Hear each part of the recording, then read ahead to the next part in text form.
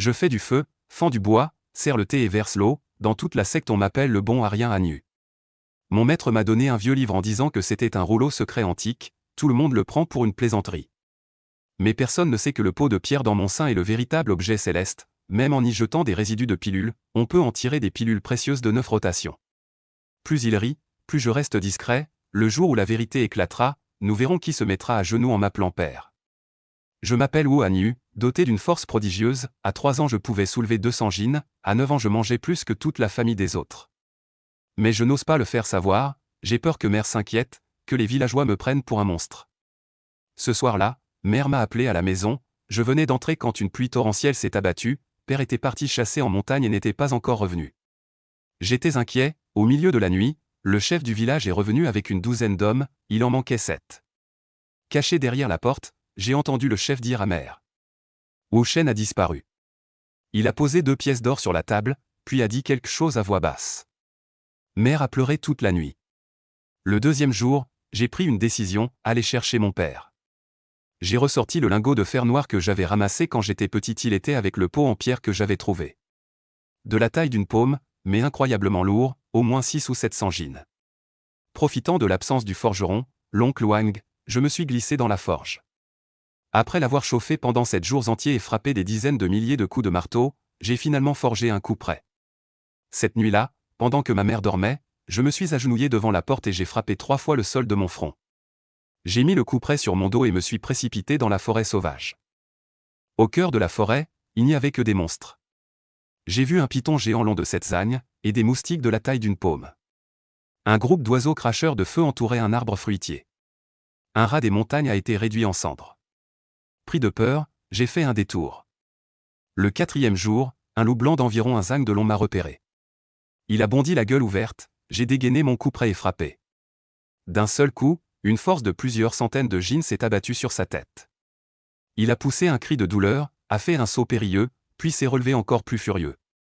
Nous nous sommes battus je ne sais combien de temps, finalement je lui ai enfoncé un couteau dans le ventre, il est tombé au sol, les intestins se sont répandus partout. Je ne tenais plus debout non plus, une grande entaille sur la jambe, le sang coulait sans arrêt, je pensais que j'allais probablement mourir ici. À ce moment-là, un homme et une femme sont arrivés du ciel, l'homme est venu près de moi, a saupoudré un peu de poudre médicinale sur la blessure, le sang s'est immédiatement arrêté. La femme regardait le cadavre du loup blanc, les yeux écarquillés, « Maître, quel âge a cet enfant pour avoir pu tuer un aussi grand loup ?» L'homme a sorti une perle lumineuse et l'a placée dans ma main, la perle a émis 4 lumières, noire, rouge, dorée, verte. La femme a soupiré. Racine spirituelle abandonnée aux 4 attributs, la racine spirituelle est très faible, il n'y a aucune perspective dans la cultivation de la voie. L'homme a dit, ramenons-le chez lui. Avant de m'évanouir, je n'avais qu'une seule pensée en tête, ne me ramène pas chez moi. Quand je me réveillerai. Nous nous tenions à l'entrée du village de Fanchamp. Le village avait disparu, partout des murs brisés calcinés, des corps jonchaient le sol en tous sens. Le chef du village, Sizé, Laobatu, tous les visages étaient figés par une peur extrême, mais il n'y avait aucune blessure sur leur corps. Je suis rentré chez moi comme un fou, la maison était vide, ma mère n'était plus là. Je me suis tenu là, l'esprit vide. Mon père a disparu, ma mère a disparu, tous les villageois sont morts. J'ai vu tout noir et je me suis évanoui à nouveau. Quand je me suis réveillé, j'étais dans une petite pièce. Une fille aux cheveux tressés en 2 chignons apporta 3 gros pains blancs. Elle s'appelait Yuzixin. En me voyant avaler un pain en 3 bouchées, elle était trop stupéfaite pour fermer la bouche. « Tu peux vraiment manger ?» Elle m'a tiré pour sortir en courant. En passant par un champ de plantes médicinales, le parfum des herbes embaumait. Devant nous s'étendaient de vastes pavillons et bâtiments, enveloppés de brume. C'était le clan des immortels. En entrant dans la grande salle, plusieurs personnes étaient assises en haut, toutes avec une allure d'immortel. L'homme du milieu avait des sourcils de dragon et des yeux de phénix, une expression imposante. Zixin m'a tiré pour m'agenouiller. « Père, je l'ai amené. » L'homme d'âge moyen m'a regardé, impassible. C'est le mortel aux 4 racines spirituelles. À côté de lui, un aîné au visage pointu ricana, le chef du clan a des racines spirituelles des 4 éléments, et de si basse qualité, et n'importe qui dans le monde de la cultivation est meilleur que lui. Accueillir un bon arien pareil, tu n'as pas peur que les autres sectes se moquent? Chaque mot était comme un couteau planté dans mon cœur. Je serrai les poings, mes ongles presque enfoncés dans ma chair. L'homme des âges moyens resta silencieux un moment, puis ouvrit la bouche. Bien que les 4 racines spirituelles soient de qualité médiocre, elles ne sont pas totalement impossibles à cultiver. Puisque le destin l'a amené ici, donnons-lui une chance. Qu'on elle envoie à la salle de transmission des arts, il manque un apprenti serviteur. Salle de transmission des arts. J'y allais le remercier quand un vieillard dodu se leva. Attends. Il s'approcha de moi, me scruta de haut en bas, puis sourit soudainement. Ce garçon a pas mal de force. Il me manque justement quelqu'un pour entretenir le feu. Qu'il vienne avec moi. Un rire étouffé parcourut la salle. Elle est née au ton moqueur lança. Aîné Jao, toi, un alchimiste, prendre un bon à rien comme apprenti, les gens se moqueront de toi jusqu'à en perdre leurs dents. Le vieil homme a justement besoin de quelqu'un pour allumer le feu, qu'il vienne avec moi. Immédiatement, des rires étouffés ont retenti dans la salle. L'ancien précédent a dit d'un ton sarcastique, ancien Jao, toi, un alchimiste, prendre un disciple bon à rien, si cela se sait, on se moquera de toi. Le vieux Jao n'était pas fâché, il ricana doucement, vieux comme je suis, j'aime les déchets, et alors? À ce moment-là, mes yeux se remplirent de larmes. Pour la première fois depuis que le village avait eu des problèmes, quelqu'un voulait de moi. Ainsi, je devins le disciple du vieux Jao. Être disciple, en réalité, c'était juste un garçon de cuisine. Chaque jour, avant l'aube, je coupais du bois, portais de l'eau et actionnais le soufflet. Quand les autres pratiquaient l'épée, je faisais du feu quand ils méditaient, je portais de l'eau. Les disciples serviteurs se moquaient de moi. Racines spirituelles inutiles avec un maître inutile, un couple parfait. Je ne disais rien, je brandissais simplement la hache à couper du bois un peu plus fort. D'un seul coup de hache, un morceau de bois aussi épais qu'un bol se fendait en deux. Les visages des disciples serviteurs devinrent verts, et ils n'osèrent plus jamais se moquer de moi en face. Mais dans mon dos, ils riaient encore plus fort. Certains vidaient délibérément de l'eau sale sur ma couverture, d'autres jetaient des ordures devant ma porte. La cour que je nettoyais voyait toujours quelqu'un créer de nouveaux déchets, le bois que j'avais fendu était toujours volé. Quand je m'agenouillais par terre pour ramasser les ordures, je me disais, Père, où es-tu? Mère, vas-tu bien? Qui a tué ces gens dans le village? Personne ne pouvait me répondre. Un jour, le vieux Jao m'a appelé dans sa salle des alchimies et a sorti de sa poche un livre en lambeaux. C'est le rouleau secret antique, la technique de la création céleste, m'a-t-il dit mystérieusement. Entraîne-toi bien, et tu deviendras invincible. Je l'ai ouvert, le papier était jauni, les coins roulés comme des légumes fermentés. Les petits personnages dessinés étaient tout tordus, on voyait que c'était griffonné au hasard. Quelqu'un l'a vu et a partout raconté, le vieux Jao a donné à son bon à rien de disciple un vieux livre usé, en prétendant que c'était un rouleau secret antique. C'est trop ridicule. Depuis lors, j'y ai gagné un autre surnom, le bon à rien au rouleau secret. Je n'ai pas pris la peine de m'expliquer. Chaque jour, après avoir allumé le feu et fendu le bois, je m'entraînais en suivant les dessins du livre. Je ne savais pas si je le faisais correctement, mais au fil de l'entraînement, je sentais mon corps devenir de plus en plus léger. Ma force augmentait. Avant, porter une charge de bois me coûtait un peu d'effort, maintenant, en porter 3 est un jeu des enfants. Le plus important, c'est que mon appétit a enfin diminué, je n'ai plus faim au point de ne pas dormir tous les jours, et en un mois j'ai même économisé un demi-sac de riz. Ce soir-là, je pratiquais le kung-fu dans ma chambre quand soudain ma poitrine s'est échauffée. J'ai écarté mes vêtements et j'ai vu une marque de pot apparaître sur ma poitrine. Elle émettait une faible lueur dorée. J'étais stupéfait, pourquoi cette marque m'était-elle si familière? Sa forme, ses motifs, c'était clairement le pot de pierre que j'avais trouvé quand j'étais enfant. Je me suis dépêché de sortir le pot de pierre, cet objet noirâtre de la taille d'une tête humaine que je laissais prendre la poussière sous mon lit. À cet instant, il émettait une faible lueur. J'ai timidement posé ma main sur le pot de pierre. Dans mon esprit, un bruit sourd retentit, et une voix âgée se fit entendre. « Petit enfant, tu m'as enfin découvert », disait la voix. J'étais si effrayé que j'ai failli jeter le pot. « N'aie pas peur », dit la voix. Je suis un maître de la forge antique, autrefois invincible dans le royaume des immortels. Mets les herbes médicinales dedans. Je t'aiderai à les transformer en élixir. Mets les déchets de fer dedans, et je t'aiderai à les transformer en artefacts magiques. Tant que tu fournis de l'énergie spirituelle, ce pot est le trésor suprême sous le ciel. Je n'y crois pas, mais essayer ne coûte rien. J'ai secrètement ramassé un morceau de déchet de pilule jeté par le vieux Jao et je l'ai mis dans le pot.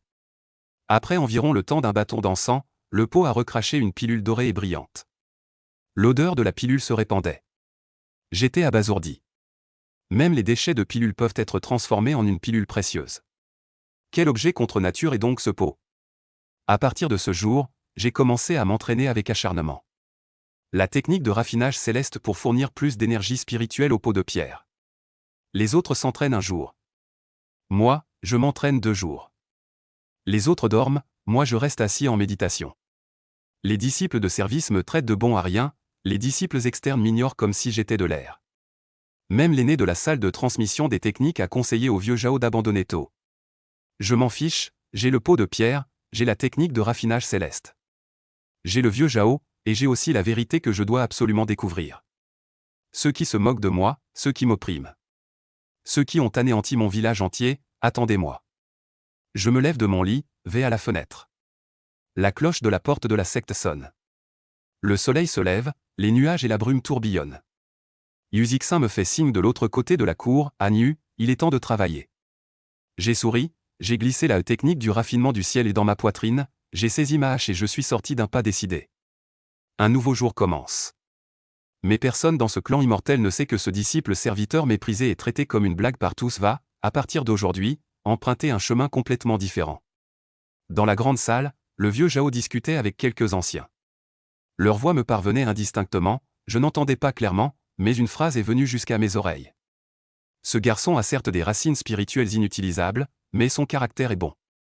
J'ai serré ma hache, et le coin de mes lèvres s'est lentement relevé. À ce moment, Yuzixin est arrivé en courant par derrière, m'a tapé sur l'épaule, et « À quoi tu rêves? Vite, va couper du bois. Mon père a dit que tu ne mangerais pas si tu n'as pas fendu 10 bottes aujourd'hui. » Compris, j'ai hissé ma hache. Je me dirigeais vers la remise à bois, après 2 pas, j'ai croisé quelques disciples externes, dirigés par un nommé Liu Qing. Ce type, avec son air prétentieux, avait un peu plus de talent que moi, et il passait son temps à se moquer de moi. Et, bon à rien, tu vas encore fendre du bois. Il se tenait les bras croisés au milieu du chemin et dit donc, comment ça se passe avec ce vieux manuscrit secret que tu étudies? Tu as réussi à en tirer quelque chose? Les autres autour de lui éclataient de rire. Je les regardais, sans dire un mot, et j'ai contourné pour continuer mon chemin. Arrête-toi. Liu Qing fronça les sourcils et tendit la main pour attraper mon épaule. Je marquai une pause sans me retourner. Sa main venait à peine de toucher mon épaule qu'il ressentit soudain une force puissante qui engourdit son bras. Il recula de 3 pas en titubant, manquant de tomber assis par terre. Toi. Il me fixa, incrédule. Je me retournai et lui adressai un large sourire. Désolé, j'ai mangé plus récemment, donc j'ai un peu plus de force. Sur ces mots, je hissai la hache sur mon épaule et partis d'un pas lourd, laissant Liu Qing et ses sbires se regarder, perplexes. À l'horizon, quelques nuages noirs s'amoncelaient. Je levai les yeux un instant, réfléchissant en silence. Dès que le pot de pierre aura produit la première vraie pilule. C'est le premier pas de ma cultivation. Père, mère, attendez-moi. La vengeance des 42 vies du village de Fanchamp. Moi, Wu Hanyu, je ne laisserai personne s'en sortir. À ce moment, il regarda l'arrivant, fronça les sourcils et dit avec une colère feinte. Zixin, tu es encore turbulente. Ne vois-tu pas que nous sommes en pleine discussion? Retire-toi immédiatement. Yuzixin, en entendant ces paroles et en regardant les gens autour d'elle, réalisa naturellement qu'elle avait causé des ennuis, alors elle tira la langue sans s'en rendre compte, prenant un air espiègle. Puis elle s'inclina et dit. Maître, le garçon ramené par le frère aîné Shen s'est réveillé, et dans mon empressement, je l'ai amené ici. L'homme, en entendant cela, regarda Yuzixin avec une certaine impuissance dans son cœur. Cette fille était trop gâtée d'habitude.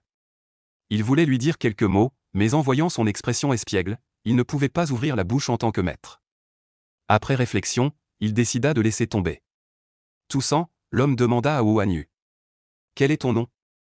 As-tu des indices sur le massacre de ton village à me donner? En entendant cela, Wu Hanyu ressentit d'abord une douleur dans son cœur, et les visages du chef du village et des autres lui revinrent à l'esprit. À cette pensée, il laissa couler ses larmes. Puis on le vit secouer lentement la tête et dire. Je m'appelle Wu Hanyu.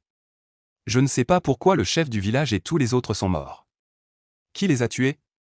Et ma mère a disparu. Je vous en supplie, sage immortel, trouvez le coupable et rendez justice pour nous. En entendant cela, l'homme acquiesça et dit. J'ai déjà envoyé quelqu'un enquêter sur cette affaire. Mon jeune ami, votre village n'existe plus. Quels sont vos projets pour la suite? En entendant cela, Wu Hanyu secoua la tête. Il n'était qu'un garçon de 9 ans, bien qu'il soit très fort physiquement, son esprit n'était pas assez mature. Face à cette question, il ne savait pas quoi répondre. Voyant l'expression de Wu Hanyu, l'homme ajouta. Maintenant, je vous donne deux choix. Le premier, vous envoyez dans le monde des mortels, où nous avons une branche. Vous pourrez y apprendre les arts martiaux profanes et vivre convenablement. Quant au second, étant donné que vous avez vécu une telle épreuve si jeune, même si vos racines spirituelles sont médiocres, je peux faire une exception et vous permettre de rester dans la montagne pour cultiver. Le choix vous appartient.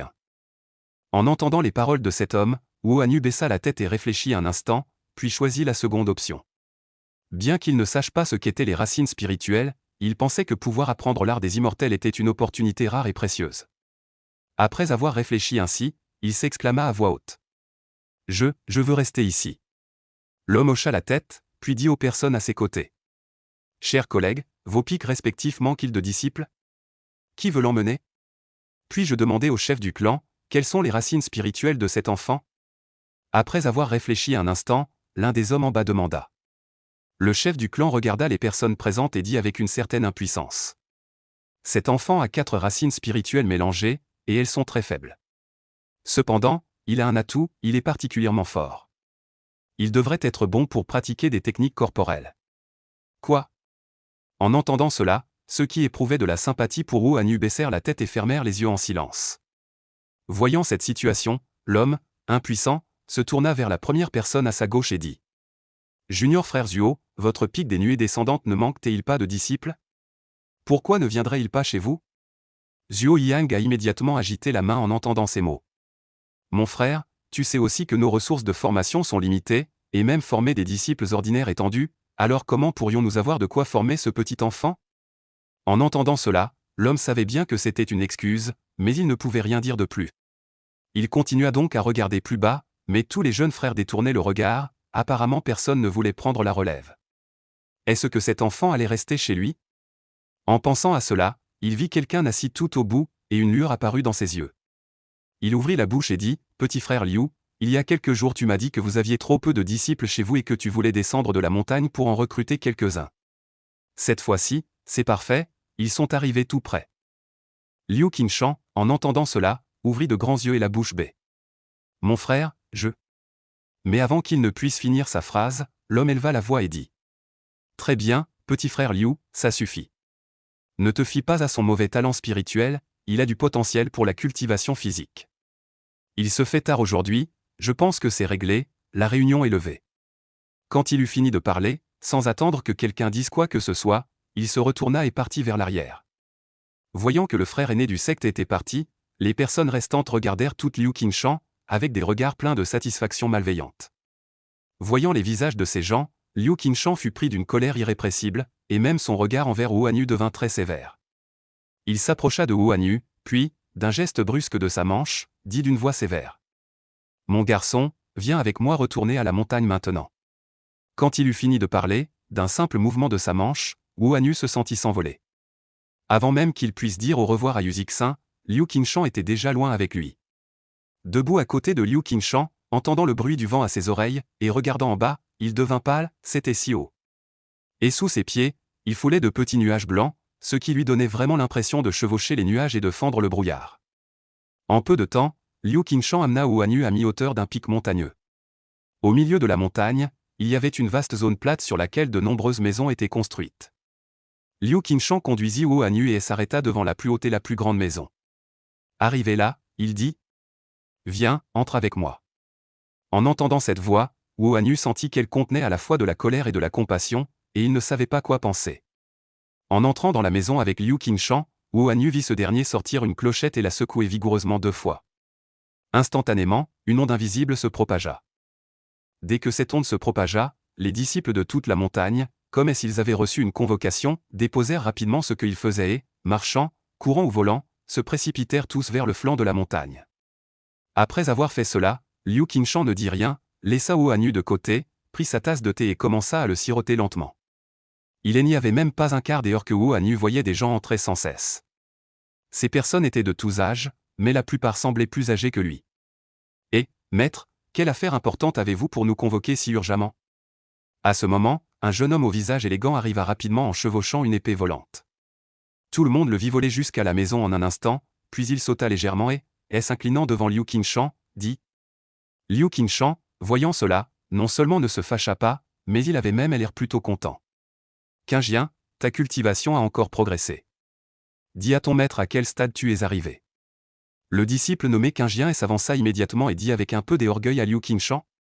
Maître, j'y ai déjà cultivé la méthode Xia jusqu'au 5e niveau. Ces jours-ci, je sens que l'énergie spirituelle de mon palais pourpre est abondante et qu'elle tend à se condenser. Je pense que je devrais pouvoir tenter la fondation. En entendant ces paroles, tout le monde en bas fut stupéfait, et leurs expressions étaient très différentes. Et Liu Qingshan, en entendant cela, ne put s'empêcher de se frotter les mains en souriant et dit. Bien, bien, bien. Qingjian, en tant que grand frère, tu dois montrer l'exemple et réussir la fondation au plus tôt, pour que ces vieux bougres voient que notre pic Xia n'est pas sans talent. Qin Yun était naturellement très heureux d'entendre les éloges de son maître. Liu Qingshan était également de meilleure humeur à ce moment-là. Voyant que tous les disciples étaient arrivés, il toussa doucement et dit aux personnes en dessous. Chers disciples, aujourd'hui, notre pic des brumes pourpres va accueillir un nouveau disciple. Commençons la cérémonie d'initiation. On voit qu'après avoir dit cela, tout le monde venait de faire attention au grand frère. Maintenant, il regardait Wu Hanyu. Quand ils virent Wu Hanyu debout, ils ne virent rien de spécial chez lui et ne comprenaient pas pourquoi le maître avait accepté ce garçon comme disciple. Wu Hanyu ne savait pas quoi faire en entendant cela, il se contenta de sourire sottement. C'est plutôt Qin Yun, en tant que grand frère, qui s'approcha immédiatement de Wu Hanyu et commença à lui parler à l'oreille.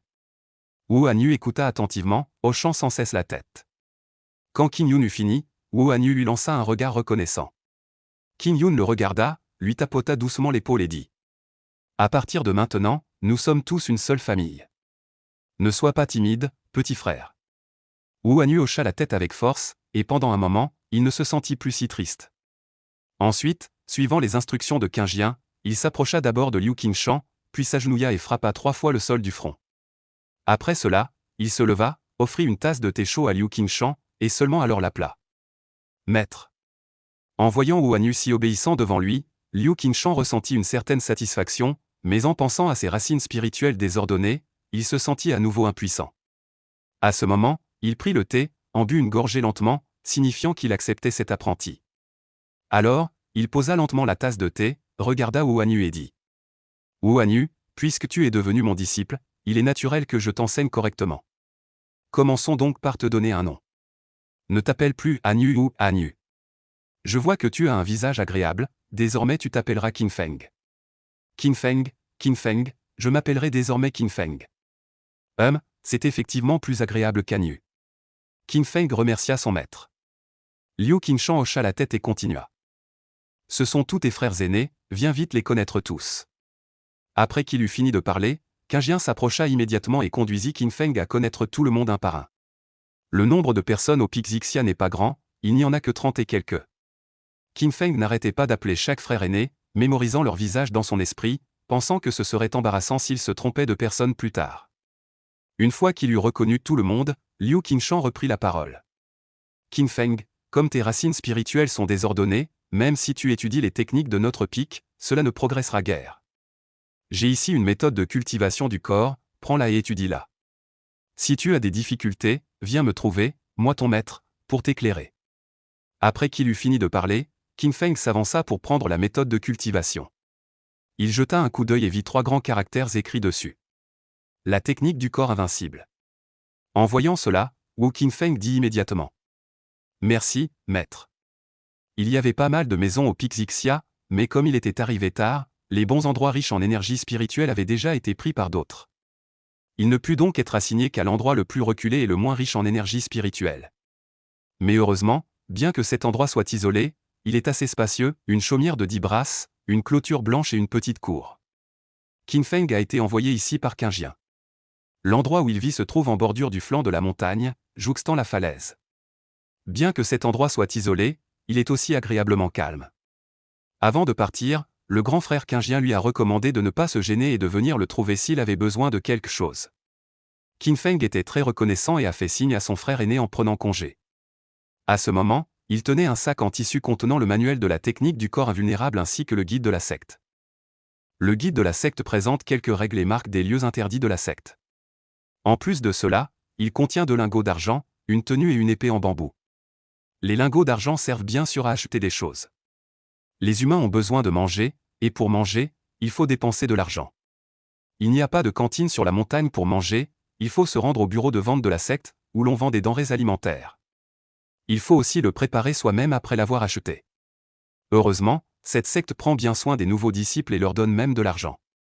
Mais il sait que cet argent n'est donné qu'une fois par an. Pour les jours à venir, s'il veut manger, il devra compter sur ses propres compétences pour gagner de l'argent. Il sait que pour l'instant, il est encore un simple mortel. Si un jour il devient un cultivateur comme l'aîné, il paraît qu'il n'aura même plus besoin de manger. En pensant à cela, il n'y prête guère attention. Puis, après avoir regardé autour de lui, il prend le sac en tissu et entre dans sa petite maison. Une fois entré, il voit tout dans la maison et ne peut s'empêcher de s'exclamer « La maison est vraiment petite ». Il n'y a qu'un lit, une table et une chaise. Peut-être parce que personne n'a habité ici depuis longtemps, il y a de la poussière partout. Alors, il sort un balai et commence à nettoyer. Il lui faut près d'une demi-journée pour nettoyer parfaitement la maison. Après avoir nettoyé la maison, il voit qu'il est déjà l'après-midi. Il n'y a pas de nourriture ici. Après réflexion, il décide d'aller vite acheter de la nourriture, sinon il aura faim. Après avoir rangé toutes ses affaires, il prend 2 lingots d'argent et sort. La secte où se trouve King Yun s'appelle Tai Yizong, l'une des 7 grandes sectes de ce continent. Tai Yizong compte 7 sommets, chacun possédant ses propres techniques de cultivation et héritage d'art du sabre. Tai Yizong met également l'accent sur les arts du sabre. Ici, chaque personne considère comme un honneur de posséder une épée volante puissante. Pour faciliter l'accès des disciples de chaque sommet, la secte a installé des magasins spécialisés dans la vente d'objets spirituels sur chaque sommet. Wu Qingfeng a trouvé ce magasin et a constaté que son nom était plutôt retentissant, le pavillon du trésor céleste. En arrivant à la porte, il pouvait voir plusieurs aînés à l'intérieur. Wu Qingfeng est entré et a chaleureusement salué chacun des aînés qu'il voyait. Quant au responsable des lieux, il était paresseusement allongé sur une chaise longue. Lorsqu'il a vu le visage inconnu de Wu Qingfeng, il lui a fait un petit signe de tête en guise de salutation. Ne sachant pas pourquoi cet aîné agissait ainsi, Wu Qingfeng a réfléchi un instant puis s'est approché de lui et a dit « Ce frère aîné, je souhaite acheter un peu de riz. » L'homme l'a regardé, a souri légèrement, puis a continué. « Ce jeune frère, tu es nouveau, n'est-ce pas ?» Qingfeng voyait qu'il répondait à côté de la question, mais ne pouvait rien dire de plus, il répondit simplement et honnêtement. « Ce frère aîné, je suis nouveau, j'espère que vous me guiderez à l'avenir. » En entendant cela, le frère aîné, ses petits yeux brillaient d'une lueur vive, il rit doucement puis se leva. « Viens, viens, jeune frère, moi, ton frère aîné, je m'appelle Yu Moshu, nous aurons souvent affaire à l'avenir. Moi, ton frère, tu ne me connais peut-être pas encore, mais je suis très honnête et très facile à fréquenter. Puisque tu t'installes ici, tu dois non seulement acheter de la nourriture, mais aussi des graines. » En disant cela, il sortit une poignée de graines colorées d'une des alvéoles autour de lui. « Je te le dis, à l'avenir, quand tu vivras seul, tu dois apprendre à gérer ton quotidien. Ta cour, il faut bien l'utiliser, plante du riz spirituel, des fruits spirituels, et si possible, cultive aussi quelques herbes médicinales. C'est ta première fois chez ton frère, alors je te fais un prix d'ami. Regarde ces graines, je ne te prends qu'une pièce d'argent, qu'en dis-tu? Ton frère est sympa, non? » Wu Qingfeng, en entendant cela, ne pouvait que sourire amèrement et hocher la tête sans cesse. Wu Hanyu retourna dans sa chambre et, en regardant la poignée de graines dans sa main, se sentit vraiment à la fois amusé et embarrassé. Il ne put s'empêcher de penser, qu'est-ce que c'est que cette histoire? 2 lingots d'argent pour 30 jeans de riz et une poignée de graines dont on ne sait ce qu'elles donneront. Il poussa un léger soupir, regarda les graines dans sa main, réfléchit un instant, puis saisit sa houe et commença à creuser des trous dans toute la cour pour les planter. Après avoir fini tout cela, le soleil s'était couché et la lune s'était levée. Fatigué de toute la journée, il n'avait même pas encore mangé. Il prit du riz et recommença à cuisiner. Une fois le feu allumé, il sortit le manuel de cultivation que son maître lui avait donné. Il vit que la couverture du livre portait 3 grands caractères, Batiju.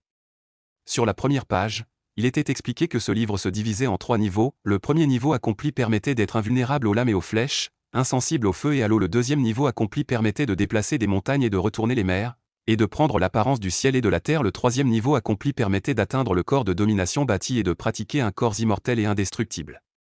En voyant cela, Hanyu était intérieurement très excité.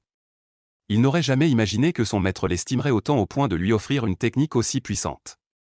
C'était tout simplement un art divin suprême. Mais lorsqu'il continua de lire, Il fut un peu stupéfait, ce livre contenait non seulement des illustrations, mais aussi du texte. Cependant, après avoir lu quelques pages, il découvrit que certaines parties du livre étaient floues, et d'autres présentaient des traces de déchirure. Ce qui était le plus déconcertant, c'est que ce livre ne contenait que les 8 premières couches du premier niveau de la technique. Selon le livre, chaque niveau de la technique aurait dû avoir 9 couches. Comment ce livre pouvait-il être incomplet? Il n'est pas étonnant que Wu Hanyu ait pensé ainsi. En réalité, comment aurait-il pu savoir que la secte Taï était une grande secte d'épée, et que les techniques de cultivation y étaient extrêmement rares? Cette technique du corps invincible avait été obtenue par hasard par Liu Qingshan lors d'une exploration secrète dans sa jeunesse. Comment aurait-il pu savoir que cette technique du corps invincible était un rouleau secret ancien, contenant une véritable technique divine exceptionnelle? Lorsque Liu Qingshan l'avait obtenue pour la première fois, il avait été absolument ravi. Mais lorsqu'il étudia attentivement ce rouleau ancien, il découvrit que non seulement les techniques étaient gravement incomplètes, mais que la méthode de cultivation était très ardue, et de nombreux passages étaient obscurs et difficiles à comprendre. Finalement, Liu Qingshan le jeta dans un coin. S'il n'avait pas vu que Hanyu avait des racines spirituelles désordonnées et ne pouvait pas cultiver de bonnes incantations, il n'aurait pas sorti ce rouleau secret caché on ne sait où. Bien sûr, savoir si Hanyu pourrait le comprendre dépendrait de sa destinée. Wu Hanyu ne connaissait évidemment pas ces histoires. Il regarda avec gratitude pendant un long moment sans rien y comprendre. Heureusement, à ce moment-là, le riz était cuit, se remplir l'estomac était la priorité. Sentant l'odeur du riz parfumé, il commença à dévorer avec un peu de sel. Rassasié et désaltéré, il reprit le livre pour l'étudier. Bien qu'il ne comprenne pas complètement le sens de certains mots, les figures humaines dessinées dans le livre, certaines assises, d'autres debout, avec de nombreuses lignes annotées, il pouvait en comprendre un peu. Alors, il commença à imiter les petites figures une par une. La lune brillante monte haut, le soleil se lève et la lune se couche. Hanyu bouge légèrement son corps. Cette nuit, bien qu'il ait suivi ce qui était écrit dans le livre, à part des courbatures dans tout le corps, il n'a ressenti aucune sensation de QI. Secouant la tête avec impuissance, regardant le soleil qui se lève sans cesse, il ne peut que commencer par s'entraîner à renforcer ses os et sa peau, comme l'indique le livre. La première page du livre dit « Celui qui veut pratiquer cet art doit posséder une grande persévérance ». Et la première couche de la divine technique, c'est d'abord cultiver l'endurance et accroître la force. Hanyu ne manque pas de force, mais selon le livre, la première couche est simple, il faut chaque jour abattre des arbres et porter une charge de 50 kg sur une distance de 10 li. Quand on peut abattre un arbre d'un seul coup de couteau et parcourir 10 li en une demi-heure, alors la première couche est maîtrisée. En voyant cela, Hanyu ne peut s'empêcher de penser que cette technique est simple, mais plutôt bizarre. Couper des arbres n'est pas un problème, mais c'est avec un couteau en bambou qu'il faut le faire. Quant à porter 50 kg, c'est aussi avec une grosse bûche de bois sur les épaules. Quelle sorte de techniques sont-ce donc? Mais malgré son impuissance, puisque le maître lui avait donné cette méthode de cultivation, il pensait que s'il ne parvenait pas à bien la maîtriser, il décevrait sûrement le maître.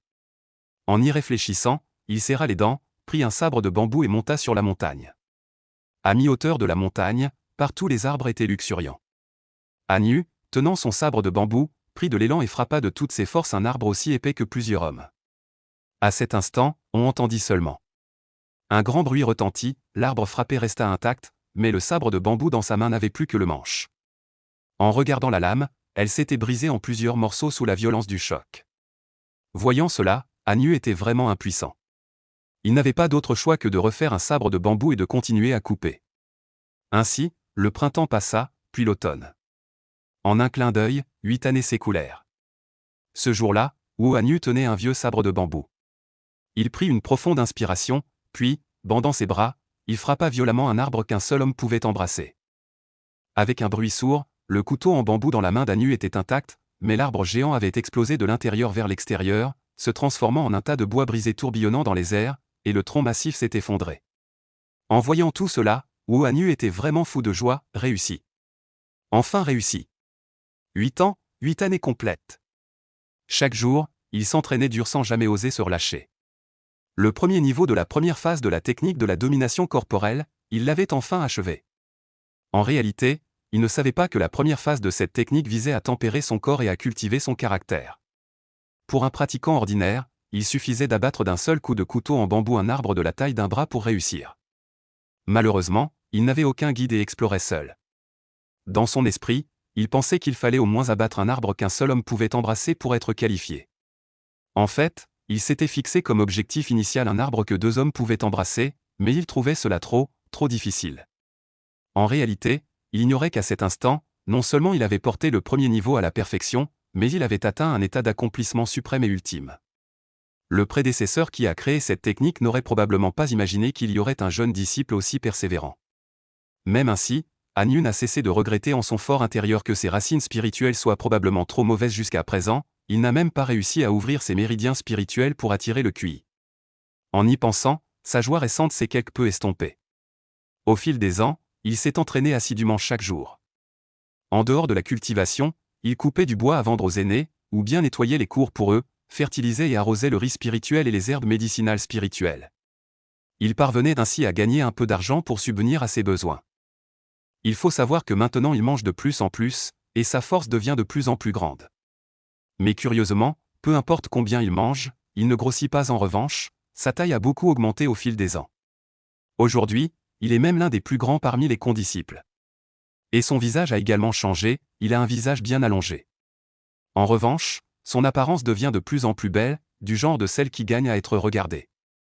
Bien qu'il ait maintenant accompli ses prouesses martiales, il n'a vraiment pas le courage d'aller se vanter auprès de son maître. Il faut savoir que ces dernières années, ce qu'il redoutait le plus était de voir son maître. Chaque fois que son maître le voyait, il hochait la tête et soupirait, jusqu'à ce qu'à la fin, il ne veuille même plus le regarder. Avec le temps, le maître s'est peut-être lassé, ou peut-être a-t-il délibérément oublié cet élève. Toujours est-il qu'il n'a pas été convoqué par son maître depuis 2 ou 3 ans. Mais c'était peut-être mieux ainsi, il n'avait plus à trembler de peur ni à être sur ses gardes. Han Yu coupa les branches de l'arbre entier, le scia en plusieurs tronçons, les attacha et les mit sur ses épaules. Ces troncs d'arbre pesaient bien 2 ou 3 000 livres, mais il courait toujours aussi légèrement vers chez lui. Ce poids dépassait déjà la limite de 100 livres de la première couche. Même l'ancêtre qui a créé cette technique, en voyant cela, en serait resté bouche bée, sans voix. De retour dans sa cour, il vit les riz spirituels et les herbes médicinales prospérer, ce qui le réjouit grandement. Mais à ce moment-là, une lueur dorée s'éleva soudain dans sa cour, et il vit des filaments dorés, à peine visibles à l'œil nu, danser partout dans la cour. On voyait qu'elle recouvrait toute la cour en peu de temps, toutes sortes d'esprits dans la cour commencèrent à se flétrir et à jaunir à vue d'œil, perdant toute leur spiritualité, puis soudainement se réduisirent en un tas de cendres. À cet instant, les fils dorés qui couvraient le ciel se dissipèrent instantanément. Et à ce moment, il ne restait dans toute la cour qu'une seule fleur dorée devant sa maison. Cette fleur mesurait un peu plus d'un demi-pied de haut et avait 3 feuilles. C'est alors qu'au niveau des feuilles de la fleur, une autre feuille poussa rapidement en quelques instants, une feuille dorée et brillante apparut. Et cette fleur passa ainsi de 3 à 4 feuilles. Voyant tout cela, Han Yu n'en fut pas particulièrement surpris. Car ce n'était pas la première fois que cela se produisait. Au fil des années, chaque fois que le riz spirituel et les herbes médicinales spirituelles arrivaient à maturité, la fleur absorbait et digérait ces esprits. Cela fait qu'il n'avait jamais pu goûter une seule fois aux esprits, et cela lui valut d'être moqué pendant des années par ses frères d'armes, qui le traitaient de bon à rien. Mais en voyant cette fleur dorée, il n'éprouva aucune tristesse, car il avait spécifiquement demandé à quelqu'un et cette fleur dorée était peut-être la légendaire fleur de lavage spirituel à 9 feuilles qui peut aider à débloquer les méridiens spirituels. Mais cette fleur n'a encore que 4 pétales, et on ne sait combien d'années il faudra pour qu'elle en ait 9. Selon la légende, cette fleur de lavage spirituel est extrêmement merveilleuse. C'est un objet céleste rare. Une fois ces 9 feuilles formées, on peut l'utiliser pour concocter une pilule appelée pilule de lavage spirituel. La consommer non seulement aide à débloquer les méridiens spirituels, mais aussi les élargit et augmente la puissance magique. C'est vraiment merveilleux. Et tout cela, il l'a appris en posant des questions indirectes à son aîné Liu Moshu. Quant à l'origine de cette fleur de lavage spirituel, en réalité, même Han Yu n'y comprend rien. Il se souvient qu'à l'époque, il avait planté dans la cour les graines données par son aîné Liu Moshu, et les graines de cette fleur-ci étaient mêlées sans qu'il sache pourquoi. Si l'on cherche la cause, c'est probablement que Liu Moshu avait obtenu ces graines par hasard, et les lui avait ensuite données sans le faire exprès. Mais ce n'est pas grave, ce qui importe maintenant c'est qu'il connaît l'usage de cette fleur, il y prête donc une grande attention, sachant que cette fleur est son plus grand espoir pour l'avenir. Pour ne pas être découvert, il ne laisse jamais personne venir chez lui. Le seul inconvénient est que cette fleur a toujours tendance à absorber la spiritualité des cultures, ce qui fait qu'il n'a pas eu de récolte ces dernières années, sinon il n'aurait pas à travailler comme un esclave pour ses aînés en faisant toutes sortes de tâches. Il secoua la tête avec une certaine impuissance, puis sortit à nouveau les graines et les planta une par une dans la terre. La nuit tomba, Han Yu se tenait dans la cour, regardant la falaise à quelques mètres à l'extérieur. Depuis 2 ans, à chaque nuit de pleine lune, une brume claire et brumeuse apparaissait inexplicablement à cet endroit. Chose étrange, cette brume avait un parfum sucré, et après l'avoir senti, l'esprit devenait plus agréable. La fleur de purification spirituelle dans sa cour l'absorbait alors avidement.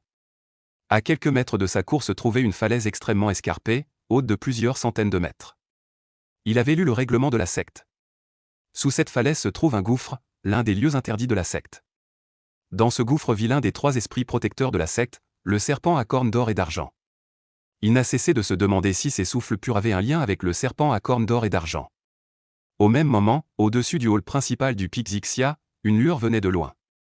Peu de temps après, on vit une personne arriver en chevauchant une épée. Voyant cette lueur arriver, quelques disciples attendaient déjà ici.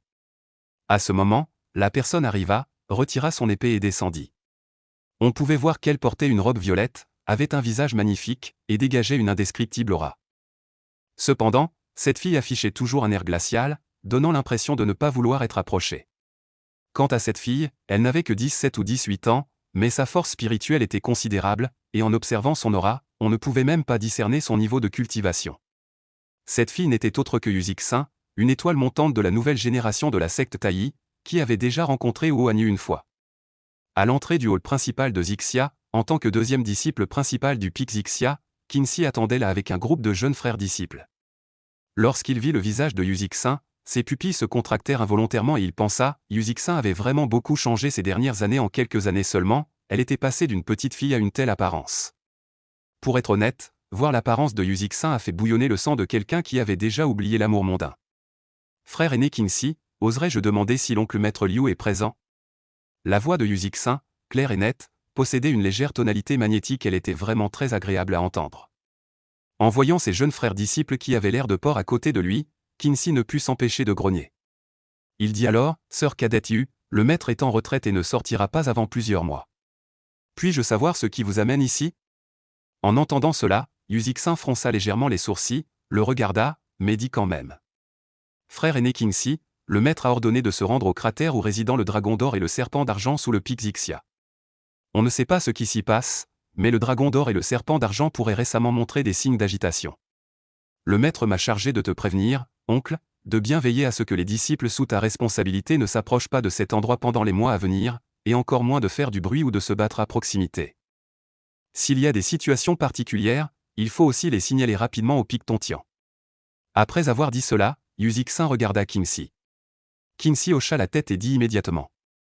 Sœur cadette, je te prie de bien vouloir aider à répondre au pic Zixia, les disciples suivront respectueusement l'ordre. Mon maître est en retraite, le frère aîné Qingien voyage au loin et n'est pas encore revenu. Moi, le disciple Qinzi, je saurai bien encadrer mes jeunes frères. S'il y a un problème, je le signalerai immédiatement au pic Tontian. Yuzixin hocha la tête en entendant cela. À ce moment, la lune ronde était haute dans le ciel, et sous la lumière de la lune, le visage incomparablement beau de Yuzixin était encore plus éclatant. Bien, frère aîné Qinzi, je vais maintenant retourner répondre au maître. J'espère que tu resteras vigilant. Elle eut à peine fini de parler qu'elle agita une main, et une épée volante jaillit derrière elle. Yuzixin leva doucement le pied et se posa sur l'épée volante. Elle forma un saut avec ses doigts, et l'épée se transforma en un éclat de lumière qui l'emporta en un éclair. Alors que la lumière disparaissait, Qinzi détourna son regard avec réticence. Quand il vit que ses compagnons juniors avaient encore tous des airs ébahis, il se mit en colère. Il pensa en son cœur, vauriens indignes. À cette pensée, il poussa un grognement, et une onde sonore se propagea dans l'air. En un instant, tous les disciples furent secoués et déséquilibrés, tombant les uns sur les autres dans une confusion pitoyable. Quant à Anyu, il regardait la lune claire dans le ciel, tandis que Qinzi et quelques compagnons partaient annoncer les ordres du maître. En marchant, un compagnon à la gauche de Qinzi dit. Frère aîné, Qinfeng habite près de la falaise. Ne devrions-nous pas lui demander de quitter temporairement les lieux pour s'installer ailleurs? En entendant ce nom, Qinzi fronça les sourcils, un instant perplexe. Le vent pur? Quel vent pur? Ce cadet, un peu gêné, dit aussitôt. Maître, c'est ce garçon de la campagne que le maître a pris comme disciple il y a quelques années. En entendant cela, Qinzi réfléchit, puis ses yeux s'illuminèrent. Tu veux dire ce bon à rien, ce gamin qui n'a pas réussi à cultiver la moindre force magique en 8 ans? Ce cadet se gratta la tête avant de dire. C'est lui. Ce gamin fait vraiment honte à notre pic Zixia, après tant d'années, aucun progrès. HMPH, où habite-t-il? Ce gamin habite au bord de la falaise, et en dessous de cette falaise se trouve justement l'un des territoires interdits de notre secte, celui des serpents à cornes d'or et d'argent. En entendant cela, Kinsey fronça les sourcils et dit immédiatement. Que attendons-nous? Toi et moi, allons-y maintenant. Pour les autres, nous les informerons séparément. En disant cela, il invoqua son épée volante et partit à toute vitesse. Ce disciple junior, voyant cela, esquissa un sourire au coin des lèvres et s'envola immédiatement à sa suite. Les autres disciples, entendant les instructions de leur aîné, n'hésitèrent pas non plus et se dirigèrent rapidement dans toutes les directions en chevauchant leurs épées. Kinsey volait sur son épée. En arrivant au-dessus de la cour d'Anyu, il vit une lueur dorée émanant sans cesse de sa cour. De l'autre côté, on pouvait voir un gaz vert s'élever continuellement du bas de la falaise. Une fois ce gaz émis, une partie montait en spirale, tandis qu'une autre était attirée par la lueur dorée et se fondait en elle. À ce moment, le disciple junior venait tout juste d'arriver.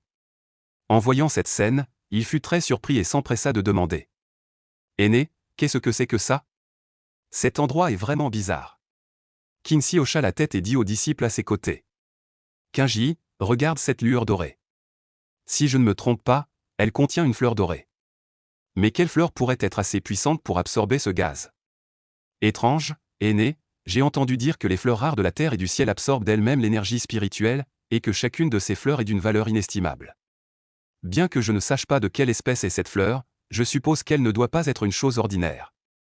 Ce Qin Feng n'est qu'un bon à rien, quel droit a-t-il de monopoliser cette chose? Aîné, ne devrions-nous pas plutôt déplacer cette fleur chez nous? Il ne faut pas laisser ce gâchis se produire. En disant cela, les yeux de l'homme en verre laissaient échapper de temps à autre un regard de convoitise effrontée. En entendant cela, Kinsey se sentit aussi vivement tenté. Il s'était retenu un instant par dignité, mais les paroles de l'homme en verre faisaient écho à ses pensées les plus profondes. Les merveilles de la terre et du ciel appartiennent à ceux qui ont la vertu. Ce gamin Qin Feng, par quelle chance a-t-il bien pu obtenir une telle rareté? Mais même avec cette merveille, ce bon à rien ne saurait en tirer profit. C'est vraiment un gâchis. Ce que tu dis, mon cadet, est très juste. Dans ce cas, pourquoi ne pas prendre cette chose et la ramener chez nous? Ainsi, nous ne laisserons pas cette merveille se perdre. En entendant cela, l'homme en verre fut naturellement ravi et enchaîna rapidement. D'accord, mon aîné, aidons donc notre petit frère, et... À ce moment, Qin Feng était assis en méditation les yeux fermés dans la cour, ignorant les paroles des deux personnes dehors. Comment aurait-il pu imaginer que, tranquille chez lui, un malheur lui tomberait du ciel? Soudain, alors qu'il avait les yeux fermés, il entendit une voix claire résonner à ses oreilles. « Petit frère Qin Feng, réveille-toi vite. Ton aîné vient transmettre l'ordre sacré du maître du pic Tontian. » En entendant les mots « ordre sacré », Anyu sursauta et ouvrit immédiatement les yeux. Au sein de la secte Taï, il était rare qu'un ordre sacré du maître de l'enseignement soit émis en général, cela n'arrivait que pour des affaires majeures. Lorsqu'il ouvrit les yeux, il vit devant lui, non loin, Kinsey et Kinyi. En les voyant, il se leva immédiatement et leur dit en joignant les mains. « Votre cadet salue les deux aînés. Puis-je savoir quel ordre sacré le maître de l'enseignement a émis? » Kinsey, voyant son attitude respectueuse, ne put pas lui demander directement l'objet rare, et dut d'abord dire. « Ordre du pic Tontian, tous les disciples du pic Xixia doivent s'éloigner du bord de la falaise ces jours-ci et ne pas y faire de bruit. Je viens donc vous informer que vous devez déménager d'ici immédiatement. » Quoi? En entendant cela, Wu Hanyu fut un peu surpris. Il était seul et pouvait partir à tout moment, mais il y avait ici une fleur de purification d'esprit, d'une valeur inestimable, qui représentait tout son espoir. Il ne pouvait pas se résoudre à ne pas pouvoir veiller sur elle.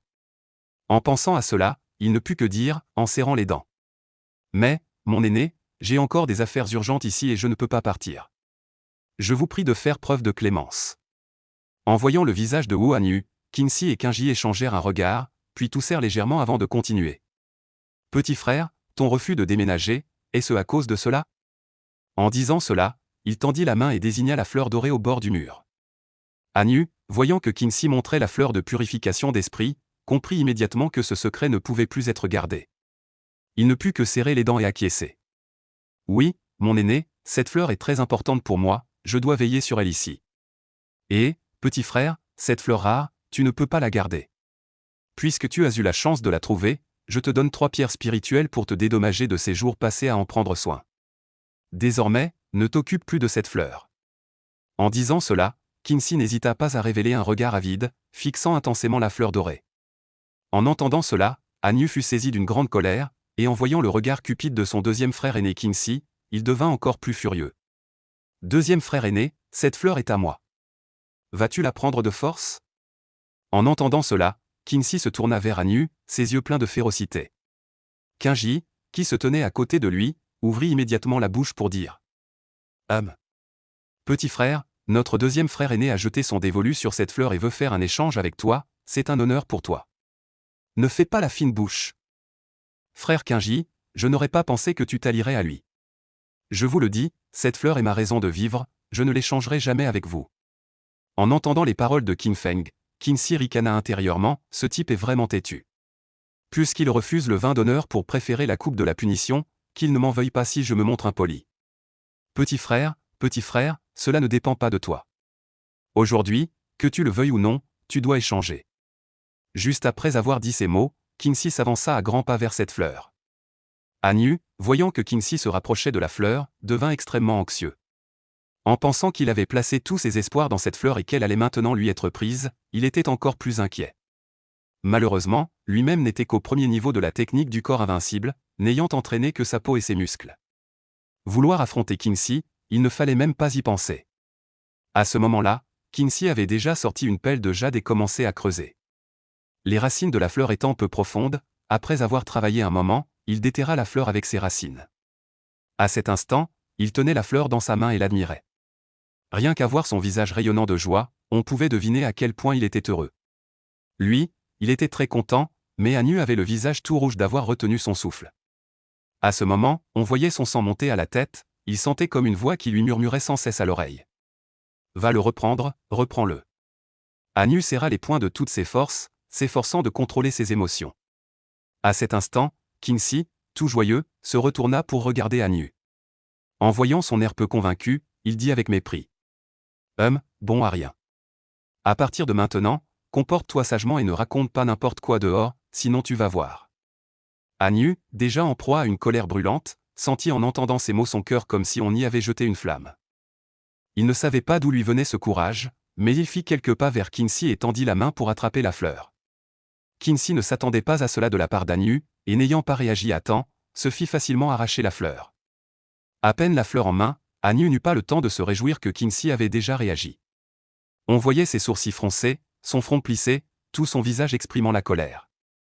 Petit morveux, tu ne sais pas apprécier les bonnes choses, prends ça. En disant cela, Kingxi agita la main et une sphère d'énergie spirituelle apparut entre ses paumes. La sphère d'énergie spirituelle, une fois lancée, fonça directement vers le visage d'Anyu. Voyant cela, Anyu comprit la puissance de cette sphère, sachant qu'une sphère de la taille d'un poing pouvait réduire en miettes une pierre de plus de 100 livres. Aussitôt, il se détourna pour l'esquiver. Heureusement, il esquiva rapidement, et la sphère d'énergie spirituelle passa en le frôlant. Tout le monde entendit un grand bruit, et un trou d'environ un demi-mètre se forma derrière lui. Voyant que son attaque n'avait pas touché, Kingxi serra les poings et deux autres sphères d'énergie spirituelle apparurent dans ses paumes. Anyu, voyant les sphères d'énergie spirituelle dans ses mains, en fut secrètement effrayé. Ayant tout juste esquivé cette boule d'énergie spirituelle, honnêtement, ce n'était pas seulement grâce à son agilité, mais aussi parce que Kingxi avait été un peu négligent. Mais cette fois, Kingxi en lança deux de plus, et le voyant si déterminé, Anyu regarda Kinji qui bloquait déjà la porte, poussant un soupir silencieux dans son cœur. Il n'aurait jamais imaginé que des frères d'armes qui s'entendaient si bien en temps normal en viendraient à s'entretuer pour un trésor. En voyant cela, bien qu'il fût furieux, il était impuissant car sa force était trop faible. Même s'il résistait, ce serait en vain. Une fois touché par cette boule d'énergie, même s'il ne mourait pas, il serait gravement blessé. En y pensant, il se retourna et vit la falaise à quelques mètres derrière lui, puis, serrant les dents, il courut vers le bord de la falaise. À ce moment, il n'avait qu'une seule pensée, même s'il devait mourir, il ne laisserait pas Kingxi avoir satisfaction.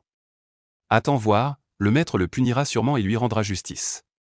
Voyant Anyu courir vers la falaise, Kingxi sentit immédiatement que la situation était mauvaise.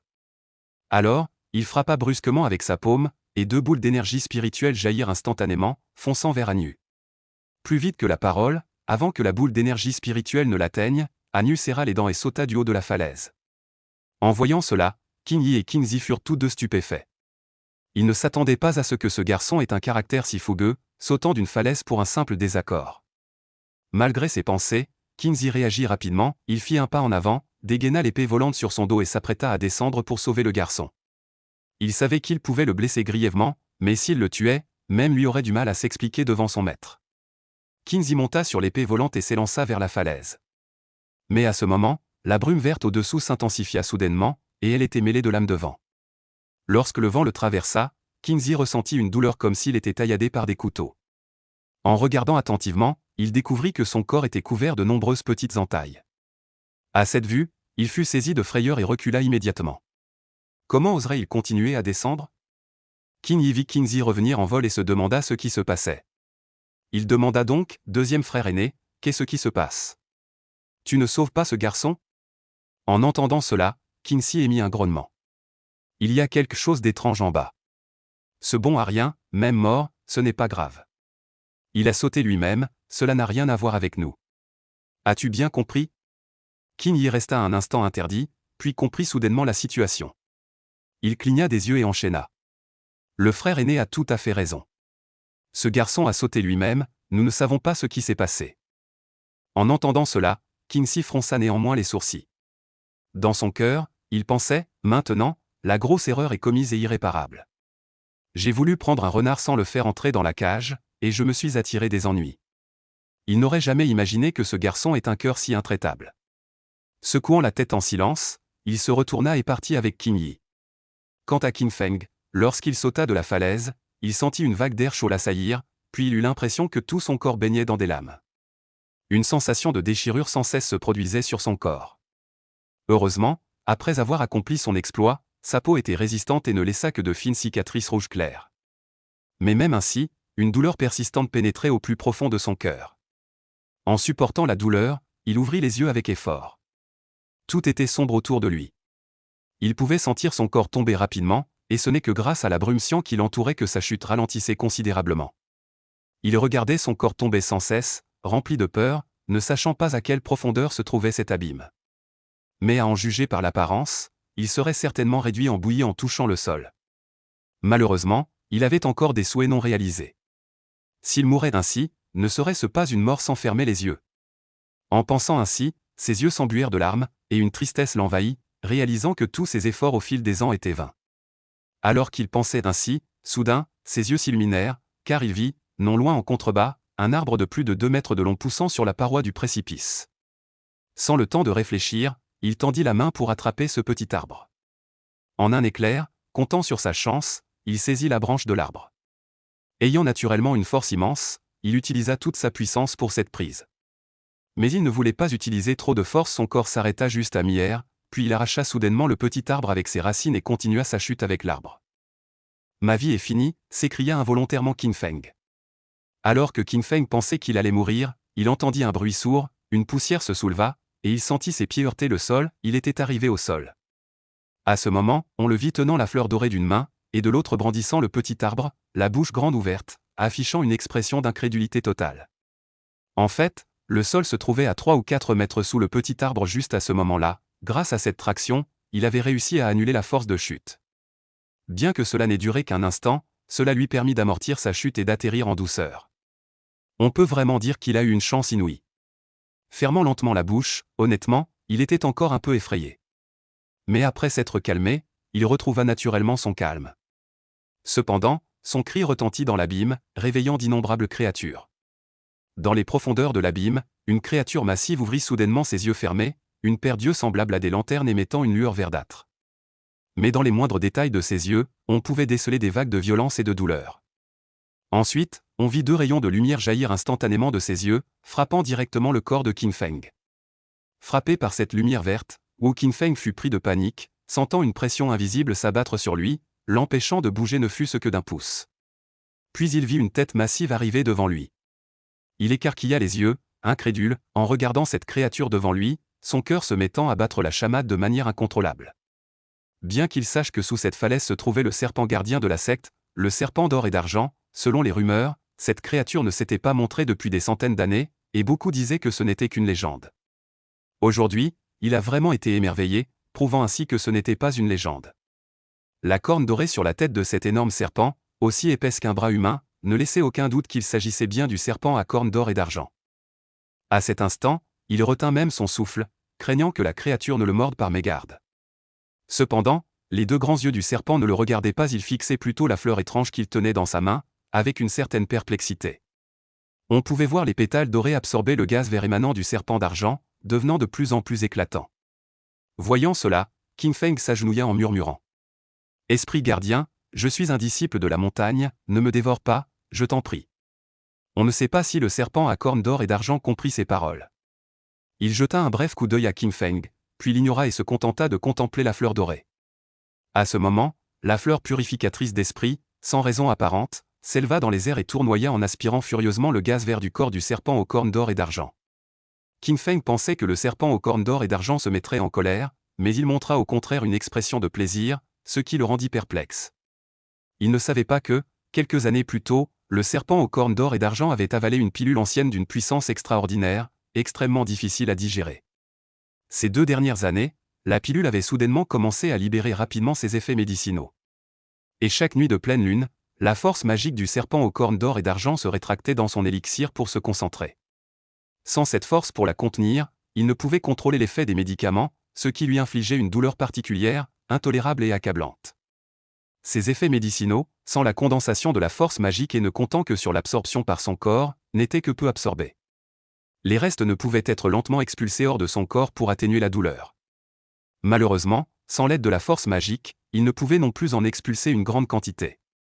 C'est à ce moment-là que la fleur dorée a pu extraire ses médicaments à travers le vide, les expulsant rapidement, ce qui l'a beaucoup soulagé, réduisant considérablement la rage et la douleur.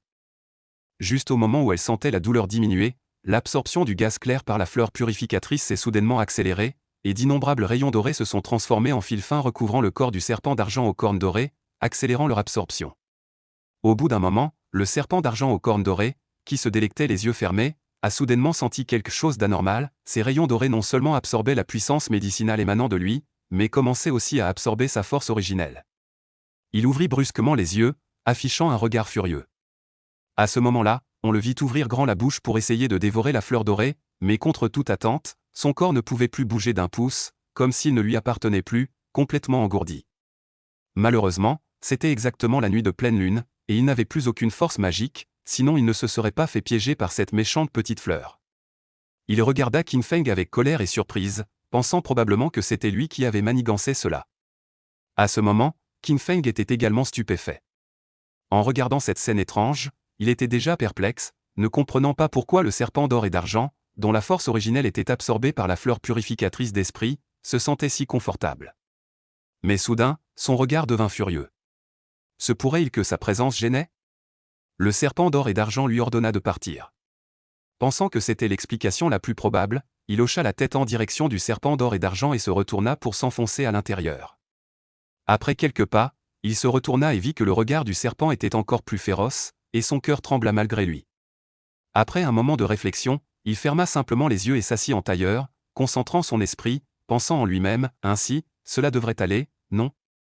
Voyant cela, le serpent d'or et d'argent avait envie de le tuer.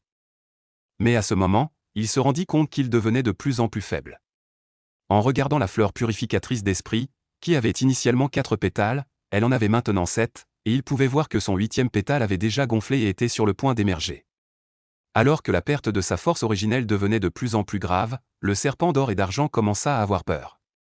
Il tenta de contrôler son corps mais constata que ce n'était toujours pas possible, son corps entier était comme anesthésié par quelqu'un.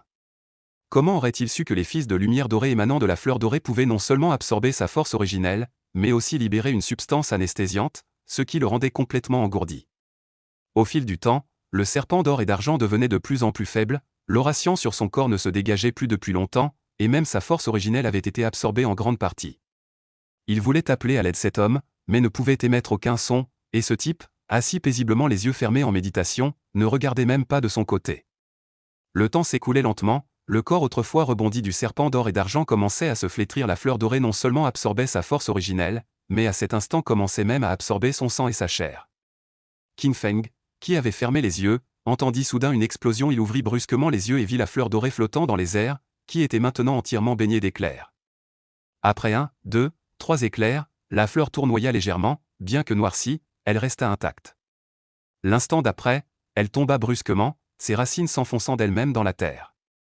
King Feng courut vers elle, se frotta vigoureusement les yeux, puis les écarquilla, affichant une expression d'incrédulité. Une feuille, 2 feuilles, 3 feuilles. 13 feuilles. Après avoir compté la dernière feuille de la fleur purificatrice d'esprit, King Feng resta interdit. N'était-ce pas dit qu'elle n'avait que 9 feuilles? Pourtant, sur la tige de la fleur, des filaments semblables à des vaisseaux sanguins la parcouraient, dans lesquels coulait un liquide semblable à du sang. Quelle était cette situation? Cela semblait extrêmement étrange. Avant qu'il ait le temps d'y réfléchir, il vit le sommet de la fleur purificatrice d'esprit produire rapidement une fleur d'un blanc neigeux. Les pétales de la fleur s'ouvraient lentement, une aura primordiale flottait dans l'air. Au cœur de la fleur, un fruit de la taille d'un pouce, d'une couleur rouge vif, apparut. King Feng était complètement déconcerté. Qu'est-ce que cela signifiait? Qui pouvait le lui dire? Alors qu'il était encore un peu confus, il vit au loin que le serpent d'or et d'argent n'était plus qu'une peau et des os, toute sa chair avait disparu, comme une momie. La prestigieuse bête protectrice des 3 montagnes était morte ainsi, d'une manière incompréhensible. Si quelqu'un découvrait cela, comment pourrait-il l'expliquer? Un instant, il était complètement abasourdi. Reprenant ses esprits, il resta un moment perplexe. Il regarda à nouveau la fleur purificatrice et constata qu'elle commençait à se faner. Voyant cela, il ne savait plus quoi dire. Honnêtement, à ce moment-là, il n'osait même plus affirmer de quelle fleur il s'agissait. À l'époque, le frère aîné Liu Moshu lui avait dit que la fleur purificatrice avait des pétales dorés, qu'elle pouvait absorber et dérober l'essence d'autres êtres spirituels, et qu'à maturité, elle aurait 9 feuilles. Mais il n'avait pas dit que cette chose fleurirait et porterait des fruits, et même le nombre de feuilles ne correspondait pas, il y en avait bien 13. En voyant la plante entière commencer à se flétrir rapidement, il n'eut pas le temps de réfléchir et cueillit la baie rouge vif. Alors qu'il voulait encore arracher quelques feuilles, il était déjà trop tard, dès que le fruit fut cueilli, toutes les feuilles devinrent gris pâle et tombèrent. Ensuite, la tige de la fleur se dessécha également, perdant toute sa brillance. Si rapidement, toute la plante qu'il avait cultivée pendant plusieurs années disparut en quelques instants, ce qui le laissa quelque peu sans voix. En regardant le cadavre du serpent à cornes d'or et à écailles d'argent, puis le fruit dans sa main, il fronça davantage les sourcils. La mort du serpent était suspecte bien qu'il n'ait pas vu ce qui s'était passé, il était certain que cela était lié à cette fleur. Si la secte venait à enquêter, il ne pourrait sûrement pas s'expliquer. Alors, cette chose ne pourrait-elle pas être remise pour prouver son innocence? À cette pensée, il chercha un objet pour ranger le fruit, mais ne s'attendait pas à ce qu'il commence également à se flétrir. En voyant cela, King Feng fut de nouveau abasourdi. Bien que cet objet ne soit peut-être pas la fleur purificatrice, il savait, même s'il était idiot, que ce n'était certainement pas une plante spirituelle ordinaire. S'il la laissait se faner et perdre toute sa puissance spirituelle, ce ne serait-il pas dommage? Et tous ses efforts de ces années ne seraient-ils pas réduits à néant? De plus, il portait une mission et le lourd fardeau de la vengeance du sang versé dans tout le village de Fanchamp. La disparition de son père et de sa mère, le massacre du village. Il devait comprendre tout cela. Mais avec ses talents naturels, il savait que de son vivant, il n'y parviendrait pas. Et son unique espoir, la fleur purificatrice, avait disparu. Il ne pouvait pas laisser passer cette unique chance. Pensant cela, il se dit que même si ce fruit était inutile ou le tuait par poison, il l'accepterait. Prenant une décision radicale, il ne réfléchit plus à rien, ouvrit la bouche et avala le fruit. Une fois dans sa bouche, le fruit éclata en un jus parfumé et sucré qui coula le long de sa gorge. Il ne ressentit qu'une douceur extrême.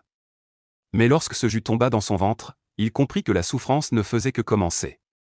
Au moment où le jus entra dans son estomac, il eut l'impression que ce jus se transformait en fer fondu qui coulait dans son ventre, une douleur extrême se propageant de son estomac à tout son corps. Il sentit que tous les méridiens de son corps étaient brûlés par un feu ardent. Cette douleur le faisait rouler par terre, une douleur perçante, une douleur extrême, une douleur indescriptible de l'intérieur vers l'extérieur. Alors qu'il était encore un peu conscient, il se força à supporter la douleur intense et s'assit en tailleur, activant la technique bâtie pour tenter de soulager la souffrance, mais il découvrit que cela ne servait à rien, la douleur intérieure ne pouvait être atténuée d'un iota. La douleur intense faisait couler sa sueur froide comme des gouttes de pluie, et sa conscience commençait à s'obscurcir. Pour une raison inconnue, son esprit fit soudainement surgir les postures étranges du livre de la technique bâtie. À cette pensée, il se mit instinctivement à les exécuter. Le coq d'or se tient sur une patte, le vieux bœuf pousse la charrette, le petit poney donne des coups de pied. Alors qu'il adoptait ces postures comprises par lui-même, il sentit que la douleur diminuait un peu. Cela fonctionnait vraiment, bien que la réduction ne soit pas grande, c'était toujours mieux que de mourir directement de douleur. Ainsi, il commença à les exécuter de manière somnolente. 1 jour, 2 jours, 3 jours. 7 jours plus tard, Qin Feng, un pied pointant vers le ciel, l'autre en appui, les deux mains dans une posture étrange, resta immobile comme une statue. Une brise fraîche passa, ses yeux s'ouvrirent soudainement. Pendant un instant, on put voir une lueur perçante briller dans ses yeux avant de se dissimuler. Des bruits de craquements retentirent sans interruption. Il abaissa lentement ses membres, secoua son cou, et les craquements résonnèrent à nouveau. Il exhala une bouffée d'air chaud, comme enfin libéré, puis son corps s'affaissa mollement en position assise. La douleur atroce de la brûlure du feu avait enfin pris fin. Sans les postures de la technique du corps invincible qui pouvait annuler une partie de la souffrance, il serait vraiment mort de douleur. Sur ce point, il devait remercier son maître, qui semblait avoir eu une vision prémonitoire. Il sentit que tous ses méridiens étaient comme percés à cet instant. Il activa sa technique et découvrit avec surprise qu'un filament d'énergie spirituelle circulait soudainement en lui. Cette découverte fit briller ses yeux et lui apporta une joie indescriptible. À ce moment, il pensa à cette fleur dorée extraordinaire, même si ce n'était pas une fleur de purification spirituelle, elle devait en avoir les effets. Puisqu'il avait désormais de l'énergie spirituelle, cela ne signifiait-il pas que ses méridiens avaient été modifiés? Il avait enfin de l'énergie spirituelle. Après tant d'années, il avait enfin mis un pied dans le rang des cultivateurs immortels, et ne serait plus jamais ridiculisé. Dans sa joie, il frappa le sol du poing. Un fracas retentit, et un trou noir béant apparut sous son cou. Regardant le trou, puis son poing, il en resta stupéfait. Il sentit que la force de ce coup devait approcher les 10 000 livres, et pourtant il n'avait utilisé que la moitié de sa puissance. Se levant, il visa un rocher de plus de 3 mètres de haut et frappa. Le rocher vola instantanément en éclats. Ainsi, un coup de poing de toutes ses forces pouvait réellement atteindre plus de 10 000 livres, ce qui lui semblait incroyable. Bien qu'il ait toujours été d'une force prodigieuse, il n'avait jamais pu déployer une telle puissance auparavant. Joie, rien que de la joie. Il s'assit en tailleur et se mit à ressentir intérieurement. Une sensation de puissance débordante l'envahit, mais une faiblesse s'installa aussi. Il réalisa alors qu'il avait faim. Dans ce gouffre, il faisait sombre en permanence, et il ne savait pas si quelque chose de comestible pouvait y pousser. Il se leva, jeta un coup d'œil au cadavre du serpent doré et argenté, et réalisa que, bien que mort, cette créature était un véritable trésor, sa peau pourrait servir à fabriquer une armure, et sa corne dorée était un objet rare et précieux. Cette pensée en tête, il tâta le corps du serpent doré et argenté, et découvrit que ni sa peau ni sa corne ne contenaient la moindre once de force spirituelle. Il était évident que toute son essence avait été aspirée. Il secoua la tête avec impuissance, mais une certaine culpabilité l'envahit. Il pensa que, s'il n'avait pas apporté cette fleur en bas, l'esprit gardien de la montagne ne serait peut-être pas mort. Cela ne signifie-t-il pas que je l'ai indirectement tué? Péché, péché. Malheureusement, le bois est déjà devenu une barque, ce n'était pas ce qu'il avait en tête, il ne pouvait que prier pour lui dans son cœur. Ce qu'il n'a jamais compris, c'est comment cette fleur étrange a pu dévorer le serpent d'argent aux cornes d'or, qui avait une profonde maîtrise magique. Contournant l'immense corps du serpent d'argent aux cornes d'or, il avança et découvrit bientôt une énorme grotte devant lui. Les parois et le plafond de la grotte étaient incrustés d'innombrables gemmes scintillantes, illuminant grandement l'ensemble de la grotte. La grotte était immense, s'étendant sur près d'1 kilomètre carré, et le sol était couvert d'une herbe violette haute d'environ un demi-pied. En avançant un peu plus de la moitié du chemin, le sol s'éleva soudainement, et le sol était ici entièrement composé de roches sombres et luisantes. Tous les 10 mètres environ, il y avait une pépinière entourée de pierres concassées, petites, d'1 mètre carré, recouvertes d'une couche de terre noire et plantées de quelques herbes médicinales. Certaines de ces plantes médicinales viennent de germer, d'autres semblent avoir mûri depuis longtemps. Plus on s'enfonce, plus les plantes semblent avoir un âge médicinal avancé. L'odeur ici est également un parfum médicinal qui envahit les narines. Le ginseng du dragon roi de jade pourpre. C'est en fait le ginseng du dragon roi de jade pourpre. Surpris, Qin Feng laissa échapper ces mots. Juste devant, se trouvait une plante violette à 7 feuilles portant 5 ou 6 fruits rouges éclatants. En voyant les motifs de ces feuilles, n'était-ce pas le ginseng du dragon roi de jade pourpre? Excité, il entra dans la pépinière, sortit une pelle de jade qu'il portait sur lui, et se mit à creuser délicatement autour. En un instant, un ginseng dégageant une légère aura violette apparut. Quelle grosseur! On pouvait voir qu'il avait l'épaisseur d'un bras et la taille d'une paume. Sous le corps, il y avait de nombreuses racines. De loin, cela ressemblait à une tête de dragon avec une barbe. Une si grande racine devait avoir au moins 100 ans. Il regarda autour de lui, pensant que s'il la sortait et qu'on la découvrait, il serait au mieux écorché vif. Autant en finir une fois pour toutes, il prit le ginseng et se mit à le manger comme s'il s'agissait d'une carotte. Le goût était étonnamment sucré et croquant. Une fois dans l'estomac, il se transforma en une vague de chaleur qui parcourut ses membres et ses méridiens. Il s'assit immédiatement en position de méditation. Il guida les vagues de chaleur pour qu'elles s'écoulent dans ses méridiens, les transformant en énergie spirituelle puisant force magique. Après avoir mangé un ginseng, il eut immédiatement une sensation de satiété, tout son corps était détendu, chaque pore semblait s'ouvrir, c'était extrêmement agréable, et il sentit que sa force avait considérablement augmenté. En avançant, il trouva encore quelques herbes de bonne année, mais certaines il ne les connaissait pas, d'autres ne pouvaient pas être mangées directement, elles ne servaient qu'à la fabrication d'élixirs. Ces choses, bien que précieuses, il n'osait pas les emporter à la légère, car s'il était découvert, il ne pourrait pas en supporter les conséquences.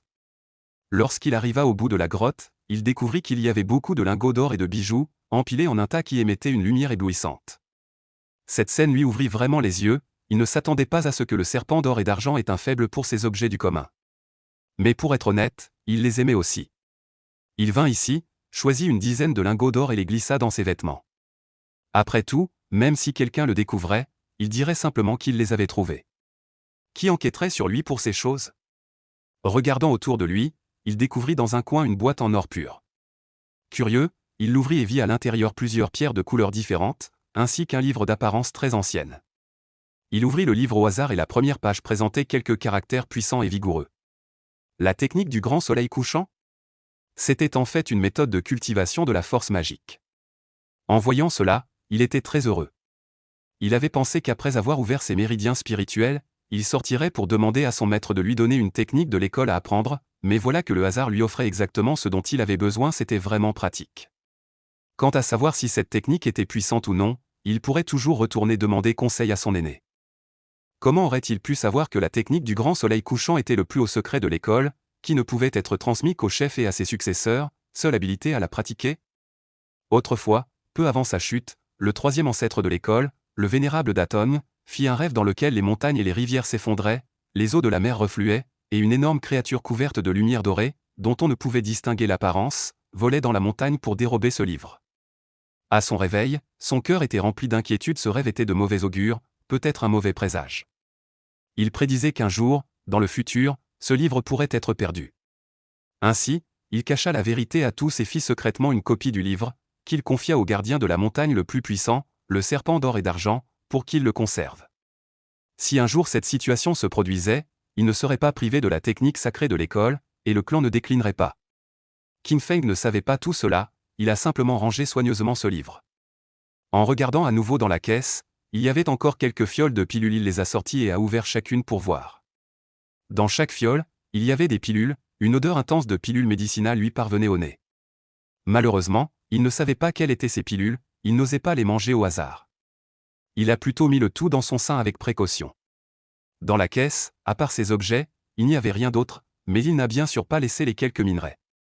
Il les a tous ramassés un par un. Ces minerais étaient extrêmement lourds, chacun pesant plus de 1000 gines.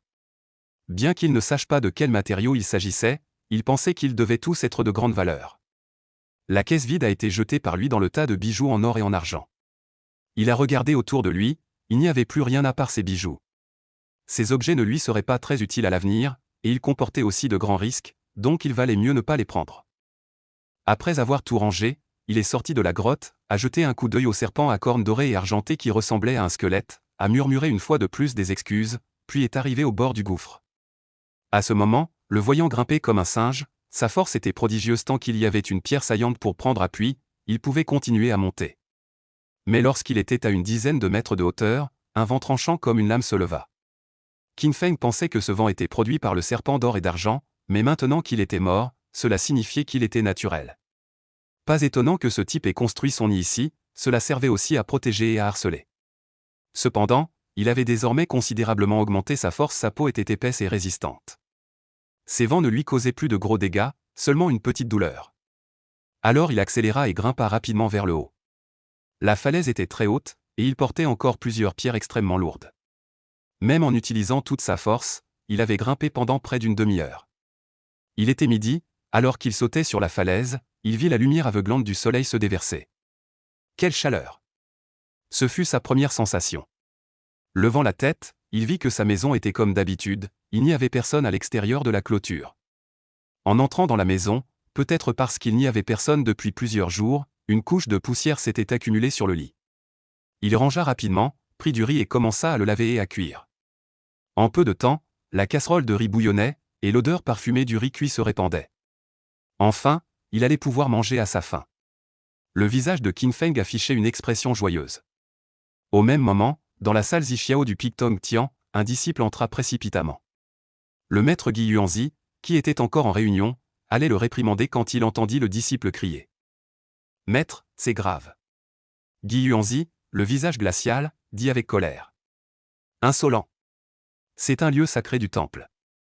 Quelle urgence justifie une telle précipitation? C'est indigne. » Le disciple, en sueur, dit alors précipitamment. « Maître, un grave problème est survenu. Lors de la patrouille bimensuelle aujourd'hui au pavillon de la pénétration céleste, on a découvert que la lampe de vie du serpent d'or et d'argent, la bête divine protectrice de notre secte, s'est éteinte. » Quoi? Ces paroles ont semé la stupeur. Gui Yuanzi, incrédule, se rappela qu'il y a quelques mois, il avait vu la lampe de vie du serpent d'or et d'argent briller intensément, et il lui avait même rendu visite à cette époque. Le serpent d'or et d'argent avait indiqué qu'il était sur le point de percer, et qu'il pourrait peut-être gagner un niveau supplémentaire. Comment se fait-il qu'il soit mort alors qu'il allait bien? Il faut savoir que ce serpent d'or et d'argent protège notre secte depuis des millénaires, sa puissance est considérable et il est une aide précieuse. Sans lui, la force de notre secte en sera diminuée. Gui Yuanzi n'arrivait pas à comprendre comment cela avait pu arriver. Serait-ce un accident lors de sa percée? Cela n'aurait pas dû causer sa perte. Zhuo Yang, voyant son aîné figé, s'empressa de dire. « Mon aîné, cette affaire est d'une grande importance. Nous devons nous rendre sur place rapidement pour confirmer ce qui s'est passé. » Gui Yuanzi hocha la tête, les deux hommes n'eurent plus le temps de dire quoi que ce soit, ils montèrent sur un nuage et s'envolèrent, tandis que les quelques anciens restants dans la salle principale les suivirent aussitôt. Qin Feng mangeait de grosses bouchées de riz, de temps en temps il prenait quelques bouchées de légumes salés, se sentant tout à fait content. Alors qu'il mangeait avec appétit, il entendit soudain un sifflement pressant dans le ciel. Levant les yeux, il vit plusieurs lueurs arrivant à toute vitesse au loin. Avant même qu'il n'ait posé son bol, plusieurs silhouettes avaient déjà atterri au bord de la falaise. Gui Yuanzi regarda Qin Feng, un peu perplexe, se demandant pourquoi ce disciple vivait ici. N'avait-il pas déjà fait transmettre par Zixin que personne ne devait déranger près du serpent à cornes d'or et d'argent? Mais la situation était urgente, il n'eut pas le temps de s'en soucier. Il jeta un coup d'œil rapide à Qin Feng et sauta dans le gouffre. Les autres non plus ne prêtèrent pas attention à ce petit disciple, ne pensant qu'à descendre rapidement pour voir ce qui se passait. Qin Feng se tenait au bord de la falaise, mais en réalité, il était très nerveux, car la mort du serpent à cornes d'or et d'argent avait un lien étroit avec lui, et il ne savait pas si on le soupçonnerait. Peu de temps après, il entendit un rugissement furieux venant du bas de la falaise. Qui est ce? Qui a osé commettre un tel acte odieux? Le cœur de Qin Feng se serra, il regarda autour de lui involontairement. À cet instant, d'innombrables lueurs d'épées sifflèrent à l'horizon, un grand groupe de disciples de la secte Taï arrivaient en volant sur leurs épées, voulant voir ce qu'il se passait. À cet instant, une foule de personnes descendit des nuages. Debout devant tout le monde se trouvait la petite sœur aînée de la secte Taï, Yu Zixin, au visage simple et aux yeux froids. Alors que Qin Feng réfléchissait à la manière de répondre si on l'interrogeait, il la vit. Pendant un instant, il ne put s'empêcher de la regarder deux fois de plus, pensant, qui est cette fille? Comment peut-elle être si belle? Elle avait des sourcils de papillon et des dents étincelantes, telle une fée du palais de la lune. La jeune fille le regarda, mais son regard était légèrement perplexe. Elle ouvrit ses lèvres parfumées et dit d'une voix claire. Ce jeune frère, quel est ton nom? Questionné sur son nom, Qin Feng fut un moment déconcerté, mais il s'empressa de dire. Je m'appelle Qin Feng, mon maître est Liu Qingshan. Qin Feng, ce nom ne lui disait rien, mais le garçon devant elle lui semblait étrangement familier. Secouant légèrement la tête, elle ne dit plus rien. Les quelques personnes autour d'elle jetèrent un coup d'œil à Qin Feng. Bien que perplexe quant à la raison pour laquelle Yu Zixin lui posait soudainement une question, dès qu'ils virent son niveau de cultivation, ils perdirent tout intérêt. Quelqu'un demanda. Ce jeune frère, sais-tu ce qui s'est passé en bas? Qin Feng secoua la tête et se hâta de dire qu'il ne le savait pas non plus, seulement qu'il avait vu le vénérable maître et quelques anciens descendre, et que juste avant, la voix courroucée du vénérable maître était venue d'en bas. En entendant cela, tout le monde sut immédiatement que les rumeurs devaient être vraies. Yu Zixin fronça légèrement ses sourcils fins, agita sa robe, et sauta soudainement dans le gouffre, volant vers le bas. Et cria Qin Feng, voulant l'arrêter mais il était trop tard. Tout le monde vit que dès que Yu Zixin plongea dans le gouffre, une barrière lumineuse vert pâle apparut autour d'elle, et en un clin d'œil, elle disparut de vue.